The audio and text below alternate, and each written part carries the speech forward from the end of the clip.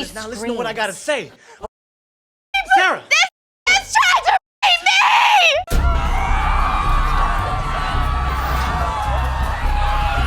Okay, so today's lesson is about Black Wall Street. Come on out, boy! Okay, class.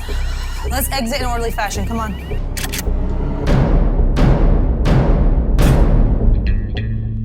I ain't done yet! Okay, so today's lesson is about Black Wall Street. Watch now on tranquilinferno.com. tranquilinferno.com. The link for that is in the description box right now. Promo code viral10. Click viral10 into the promo code and get your 10% off. Do it now, I implore it.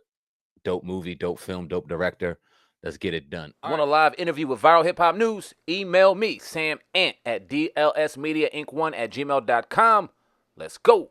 Man, because an article came out via All Hip Hop that they may be coming after some of his most prized assets, America New, and some movies tied under the Poppington business. Now, as we know, his stake in Roc-A-Fella was sold, earlier this year, but it didn't leave enough to pay off his debt. So there were still some outstanding debts. Now, according to documents obtained by All Hip Hop, they're saying that Dame Dash could see other personal property, including his Poppington business and copyrights tied to the films that he produced, put on the auction block. Now, lawyer Christopher Brown and Weber are seeking ownership documents from Dame Dash in order, forcing him to deliver them to the United States Marshals. They said if Poppington cannot be sold, Brown is asking a judge for permission to sell movies.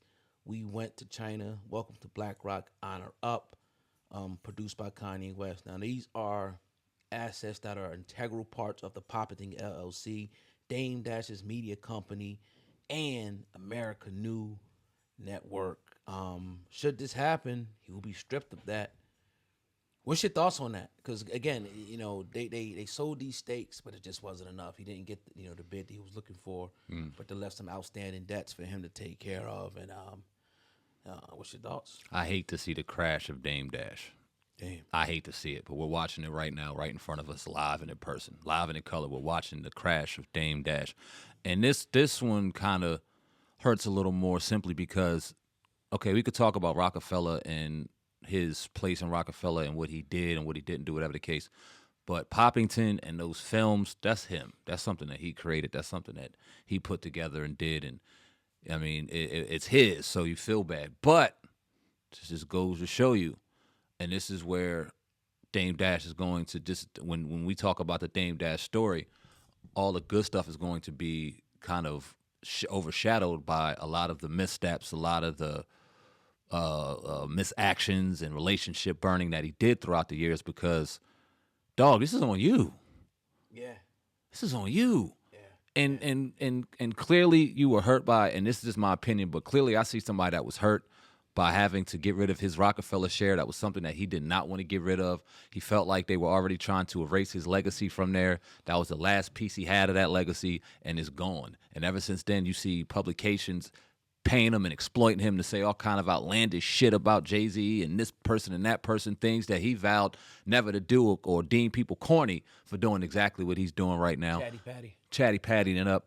But the brother doing it to pay his mortgage. Like we see what's going on. Like, brother need money. So for this to be taken, we see what happened when, and he played a good game. He showed good face, but once it was taken, you kind of see where he went.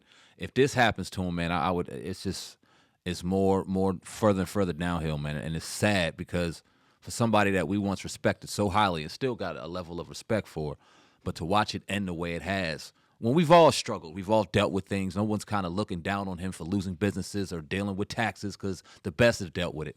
But how he's dealt with it in particular is sad, man, and it's looking bad, worse and worse every day. Yeah, and then, like you said, once Roc-A-Fella was taken, that was his last thing. But he also had, remember, the thing that he boasts about the most is America New. Yeah, man. His television. That was network. his, yeah. He's telling 50 Cent, showing him the last time you produced this and that, which is, it's child's play to a 50 Cent done. Let's just be real. Power and the things that he's done with the BMF.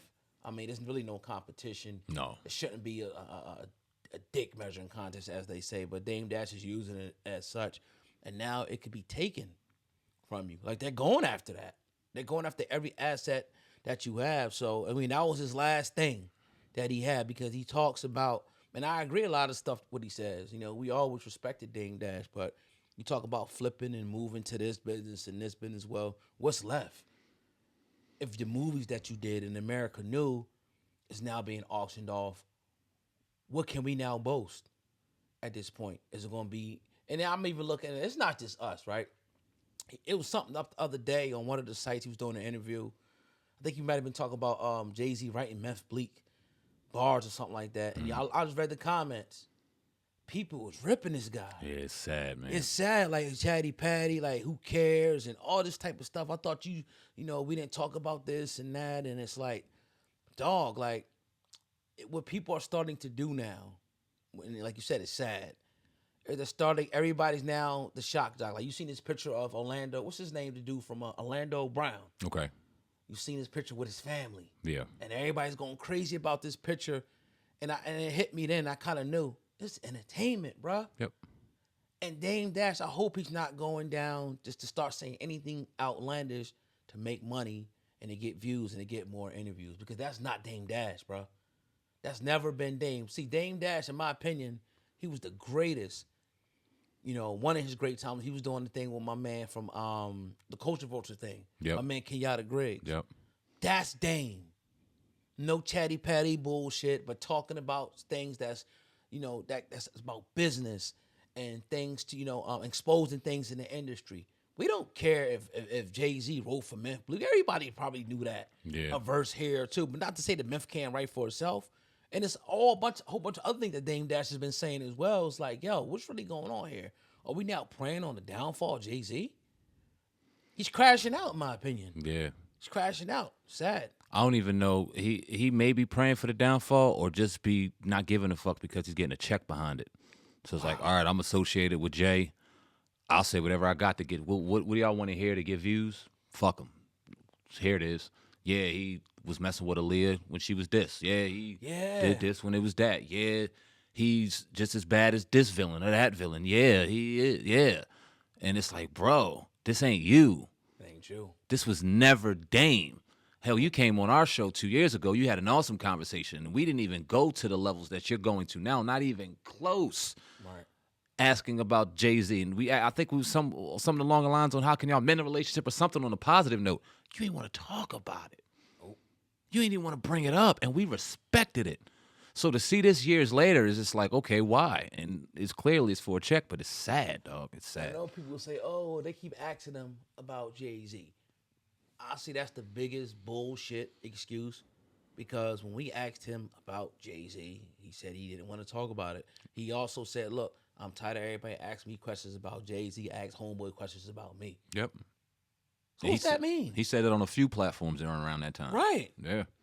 So it's like, look, man, you put yourself in the spotlight, you know, and really we talk about it because it's sad to us at the end of the day. Like to see this fall, and it don't mean you can't bounce back, right? But for all what you stood for and what you stand for, it's disheartening. Yeah. To fellow entrepreneurs. It's like, because you ain't got to crash, like, you ain't got to go out like this, dog. Yeah. Don't turn into these other people shock jockers saying anything on interviews for a couple dollars to pay a car note, to pay this, to pay that. Don't turn into that, because you water yourself down. And I think we, just kind of going to the next, subject. Look, this thing has turned into, right? They're using the podcasting now as the new music industry, in my opinion. People who are failed, or not even failed, just got done with certain things. They can't make the same level of music that they made before. They see how much people with microphones and podcasting has blew up over the last, 5 or 6 years. And they think they could just do it, jump in and skyrocket to the top. And quite frankly, it's disrespectful. Kind of how people were feeling when T.I. jumped into the comedy thing. Mm-hmm. And Godfrey and all these other comics was like, all right, like, nah, you ain't putting the work. You wasn't with us shooting in the gym, nigga. Mm-hmm. You ain't put the works in, working at the, lower level clubs where those 2 people in there. You wasn't working up nights and doing this and working on your job and going, in hallways and shit and in closets and putting up videos and shit. You ain't come from that grind, bro. You think you just gonna jump in this shit and go to the top and steal somebody's swag and shit? You see it all the time. Everybody pop up with a podcast every single day. It's like, where are the interviews at anymore? Everybody got a damn podcast. Everybody want to talk on a microphone now. Sad, man. It's and it's whack. It's dangerous.